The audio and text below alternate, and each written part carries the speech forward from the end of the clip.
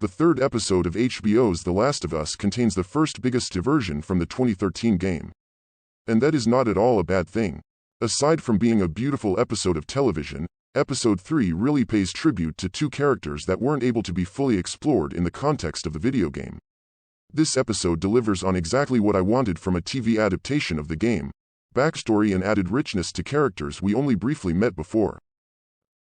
Let's dive in. As always, bring your tissues. Warning: spoilers ahead for The Last of Us. Unlike previous episodes, there is no cold open or time jump to start this one. Don't worry, there are plenty of time jumps later. They dive right back into where Joel, Pedro, Pascal, and Ellie, Bella Ramsey, left off. After Tess, Anna Torv, sacrifices herself at the State House, Ellie and Joel are on foot to Bill, Nick Offerman, and Frank's Murray Bartlett. They have made it 10 miles west from Boston so far. As the two set off on the rest of their journey to Bill and Frank's, the early stages of the Ellie and Joel dynamic fans of the game know and love really comes into view. Ellie is full of childlike wonder and curiosity, whereas Joel is grumpy and hesitant to care for anything or anyone new. In a world like this, who can blame him? However, when Ellie comes across an immobilized infected during a quick supply search, viewers also get to see a different side to her. Like a kid in a science class dissecting their first frog, Ellie slices up the infected's head to see what is really going on in there, before viciously stabbing the beast to death with her beloved switchblade. This is your reminder that Ellie is a badass. After the duo depart from their supply stop, Ellie asks Joel how the infection began. Finally, a theory that fans already caught wind of thanks to some well-placed clues in the series premiere is confirmed: it spread through flour. When Sarah didn't eat any of the cookies her neighbor made, and when Joel didn't get pancake mix, eat the biscuit, or bring home a cake for his birthday back in the first episode, they were spared from infection. After explaining the grim origins of their now desolate world, Joel and Ellie eventually come across an even more grim mass grave, one Joel was trying to shield Ellie from. The graves are of those from country towns and suburbs that were evacuated by Fedra to go to a quarantine zone, QZ.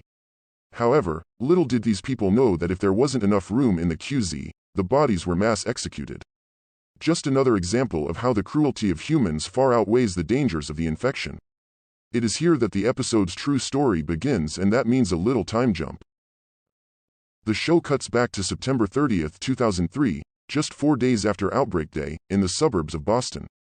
People are being rounded up to presumably go to a QZ, but, sadly, we now know their true fate.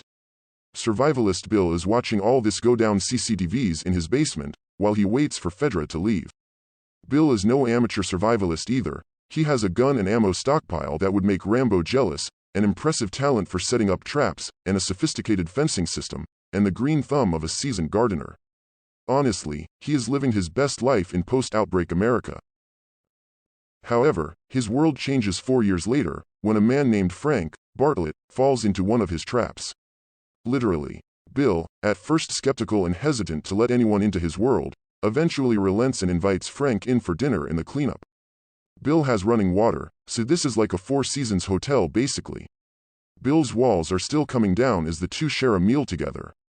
But it's later when Frank gets Bill to play Linda Ronstadt's Long Long Time on the piano that the two start truly finally falling in love. Obviously, Frank ends up staying with Bill in his town of one, well, now town of two. And the show skips 3 years ahead. The two have built a partnership that has its ups and downs. Frank has a different worldview than Bill, which is very apparent from the second they meet and is often the source of their disagreements. Frank is not happy in a solitary environment, whereas that is the kind of environment Bill craves. It's when Frank invites Tess and Joel over for lunch, when Bill's patience is tested most. The friendship turns out to be quite the useful smuggling operation, at least at first. Bill is reluctant to take their help even when Joel tries to convince Bill that they need each other to survive, as he can get hard to find supplies that would keep them safe. Lo and behold, 3 years later, raiders come at night, and they are heavily armed. While most are taken out by Bill's fence and traps, Bill gets shot taking out the last of the raiders. He survives and realizes that he may need those supplies that Joel talked about after all. The episode then jumps 10 years to the present timeline, 2023.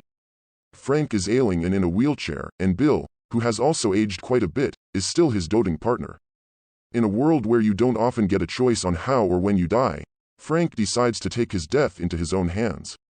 He wants to have the perfect final day with Bill, getting married and having a great last dinner.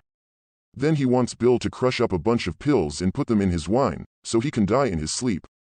Bill says no, then reluctantly agrees. However, when dinner comes to an end, he changes one slight detail. He also drinks the pill-riddled wine, and they both go upstairs to fall asleep in each other's arms one last time. Joel and Ellie arrive to get their help finding a note informing them of what happened and to not go upstairs. They should just take the truck and anything else they need.